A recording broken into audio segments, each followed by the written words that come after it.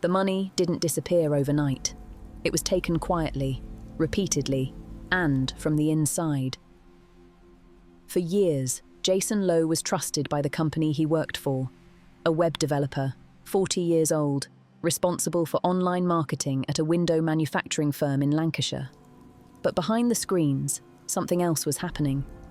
Between March 2023 and February 2024, more than £500,000 was siphoned from the business, not through force, not through hacking, but through trust.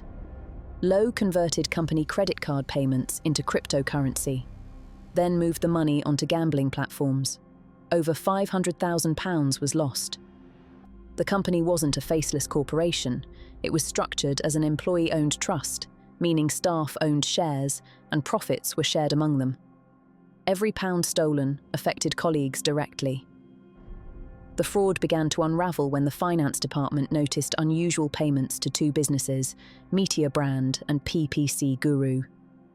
At first glance, they appeared legitimate, but a deeper look revealed both companies were linked to Lowe himself. By the time the activity was uncovered, the damage had already spread. In addition to the stolen funds, the company spent nearly £80,000 investigating the fraud, money that could never be recovered. Banks also began to notice irregularities.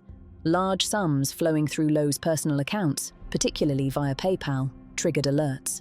When questioned, Lowe claimed the money came from selling a business, but records showed that transaction had taken place years earlier, in 2021. Eventually, the truth caught up with him. At Bradford Crown Court, Lowe pleaded guilty to fraud by abuse of position of trust.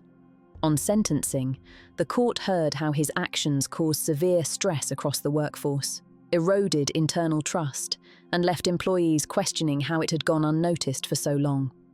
He was sentenced to 33 months in prison. A further hearing is scheduled to recover as much of the stolen money as possible. Detective Constable Neil Broadhurst later said the case showed how fraud is never victimless. Even though the money was converted into cryptocurrency, investigators were able to trace the transactions and prove how Lowe benefited. The harm wasn't limited to numbers on a balance sheet. Morale collapsed. Trust was broken. And an entire workplace paid the price for one person's addiction. Crimes like this don't always look dramatic. They don't involve violence or alarms, but they happen quietly, inside ordinary businesses, carried out by people who are trusted the most, and by the time they're uncovered, the damage is already done. Stories like this rarely make headlines for long, but they leave lasting consequences. If you want more investigations like this, subscribe. New cases, real consequences, no noise.